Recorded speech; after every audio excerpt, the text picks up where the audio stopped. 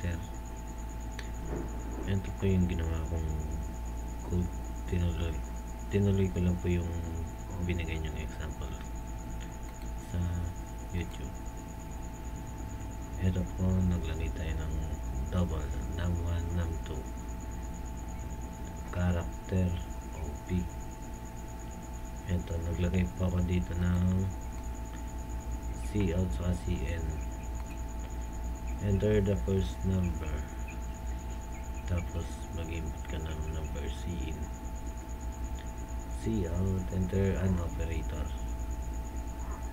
yung mga plus, minus, multiplication, division, tapos Cin operation.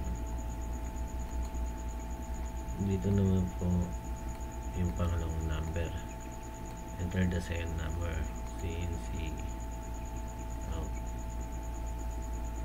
Tapos ito po yung kung ipa-plus mo po, dito po gagana yung code. Dito po sa if OP equals to plus, yan. Ganon din po dito sa minus, dito sa multiplication and division. Pag mali po linagay yung mali po linagay yung operation, ito po yung lalabas, invalid operator. Tapos ito po sa division naman po, division by 0 is not allowed. Pag nag-divide po kayo ng 0, yun po lalabas. So ito po i-run.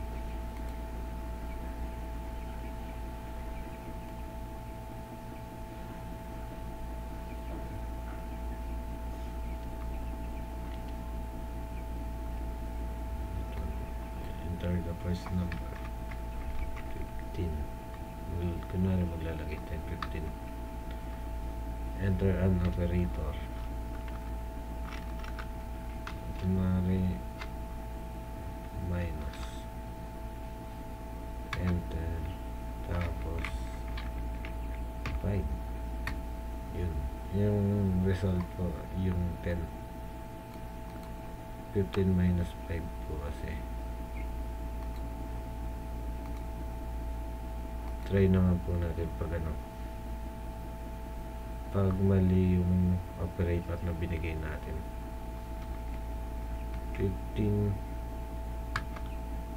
enter, tapos kunwari napindot natin yung 1, tutuloy pa rin po siya, 15.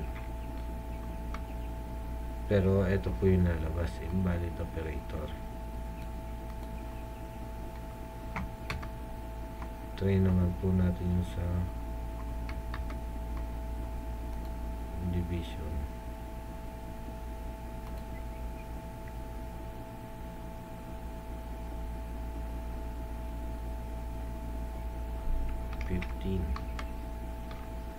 Divided by 0. Error, division by 0 is not allowed. Hindi po pwede. Ito po yung lalabas.